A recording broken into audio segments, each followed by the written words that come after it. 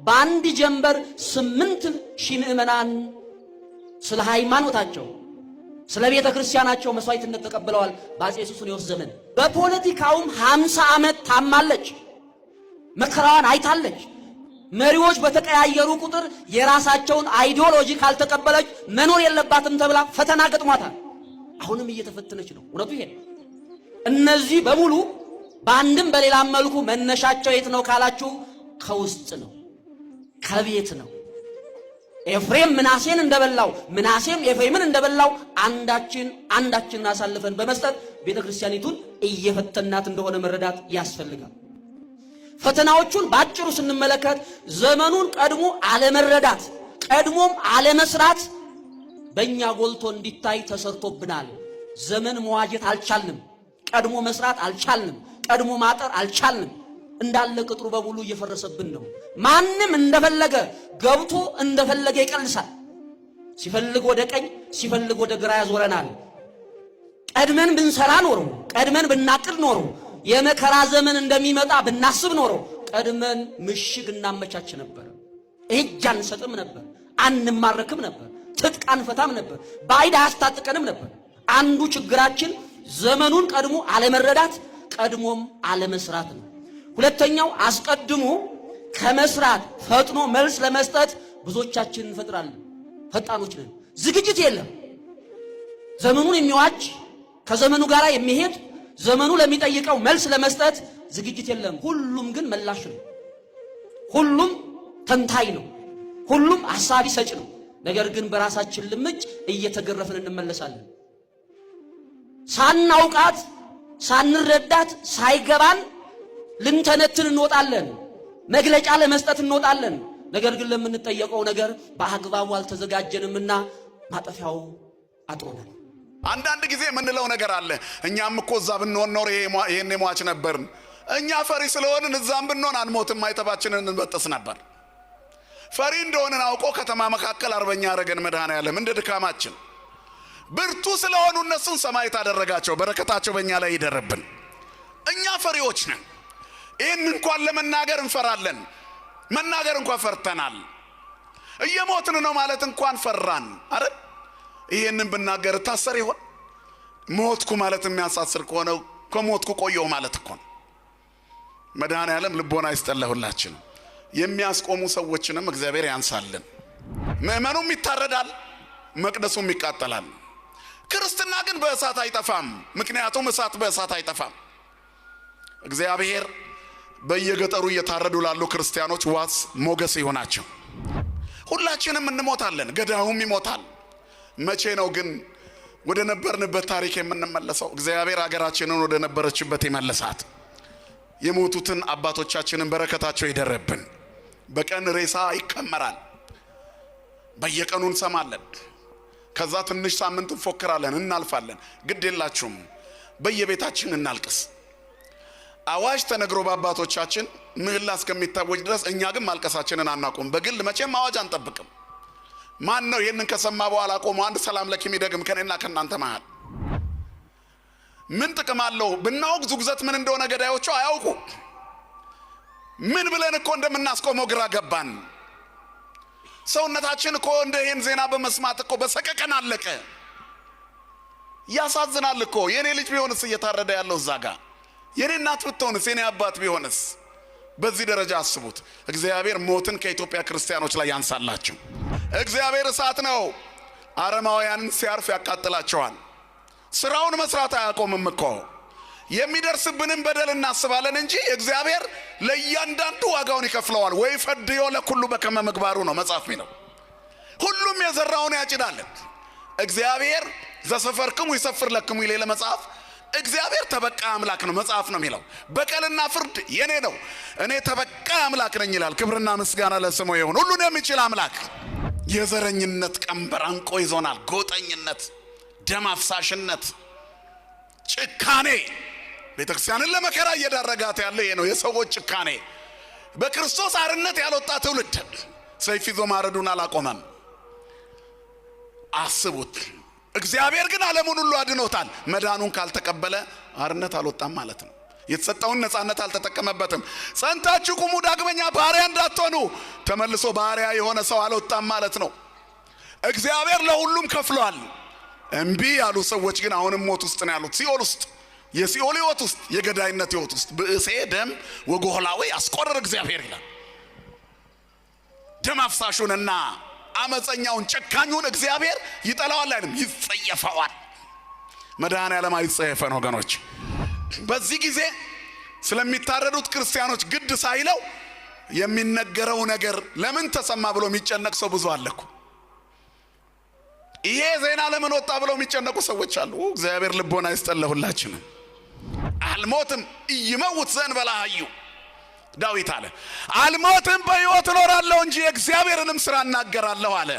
አልሞትም በሉ እስኪ ሁላችሁም አልሞትም በሉ። በሕይወት እኖራለሁ እንጂ የእግዚአብሔርንም ሥራ እናገራለሁ። መድኃኔዓለም አፍ ይሆነን ለሁላችንም። ከሐዘናችን እንድንጽናና መከራ በደረሰን ቁጥር ሰብሰብ እንድንል በዛው ጭንቀት ውጥር አድርጎ አጥፍቶ እንዳያስቀረን መንፈስ ቅዱስ ኖረ።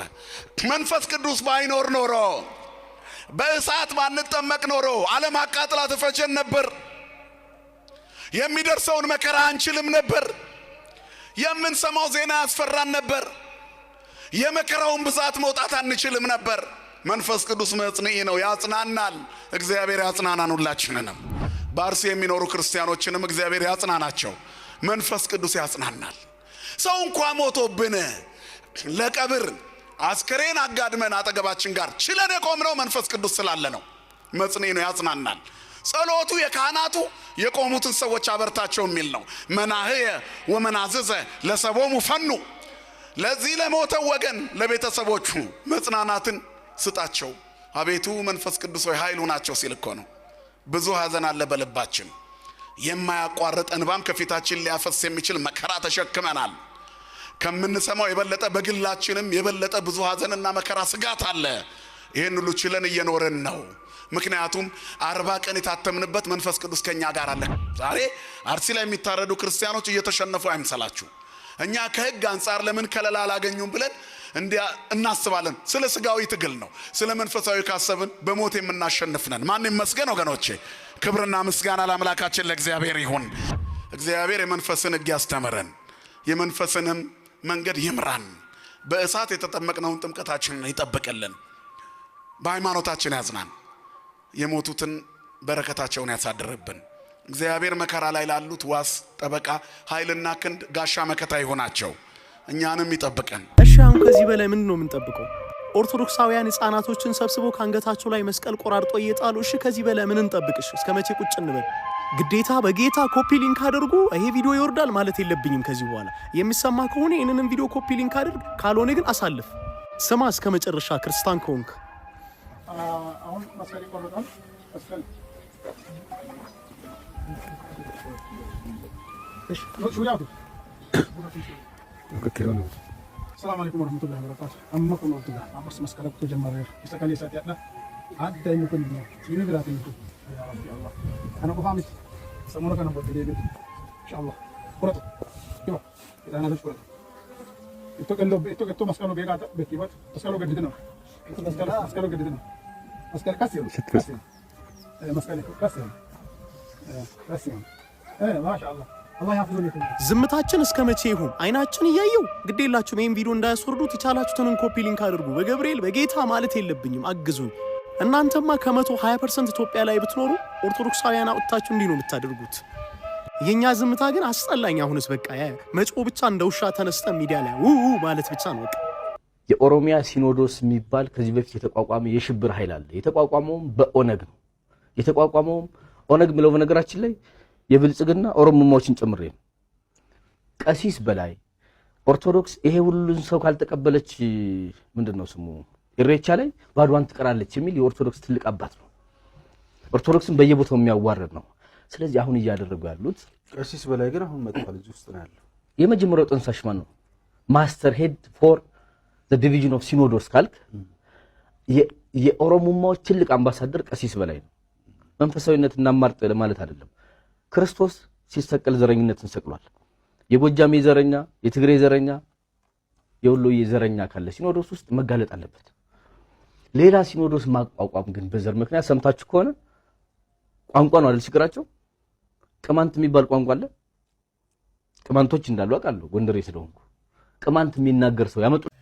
Okay, so we are at the generation where Orthodox Christians in a specific can now worship their God or follow or practice their own religion by their own way.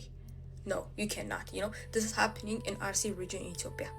Okay, 50 plus people are already dead, and this woman and children are left off of the people that already got killed because they are Orthodox Christians. And the two dudes above here are doing that. You know this necklace? We are known, like Orthodox Christians are known by this necklace, by like putting it on our neck to just represent our faith. And these two people are doing, they're just chopping off of the necklace off of their head. Simply, you know, as simple as that. Like, it's easy at this generation. You know, you can worship your God in on your way. Like, what does this even mean? Like, I'm in disbelief. Genuinely, I'm in disbelief. Like, what do you mean? I'm not right here to make or to be any kind of voice, you know? I know for sure nobody's gonna help us from the world. And I wholeheartedly believe that the help is from the above. So I just wanted to make an awareness for everyone who's my brother and sister in Christ. Like my Orthodox brothers and sisters from Oriental Church. I just need everyone to come together in prayer, in love, in forgiveness, and repentance. I know God needs our repentance. I know God needs our way back to Him.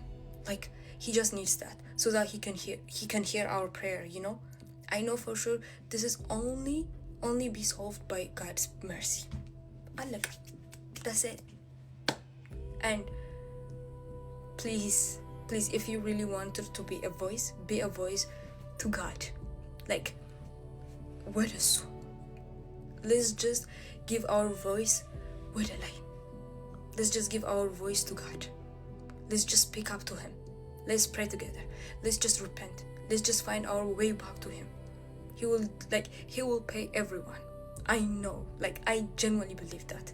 So I'm right here to just make an awareness. That's it. That's my goal. And thank you for listening. ይኸው ፍትህ ለአርሲ ምዕመናን እያሉ የኦርቶዶክስ ወጣቶች እንዳለ ተሰብስቦ ፍትህ እየሰጡ ወደ ከተማ እየዞሩ ነው ያሉት። ሁላችሁም ይሄንን እያያችሁ ሁላችሁም ባላችሁበት ሀገር ለኦርቶዶክስ እየጠየቃችሁ ሰልፍ እንድትወጡ በእግዚአብሔር ስም እናሳስባለን። ይኸው እኛ ጀምረናል፣ ካህናትን ይዘናል፣ ሰንበት ትምህርት ቤት ተማሪዎችን ይዘናል። አንድ ላይ በጋራ የኦርቶዶክስን ጥያቄ ለመጠየቅ ወጥተናል። ይሄን ይመልከቱ።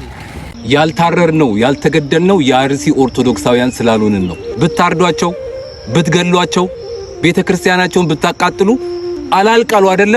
እውነት አርሲ የምትባል ምድር ላይ ሕግ አለ፣ ዜጎችን የሚጠብቅ አካል አለ።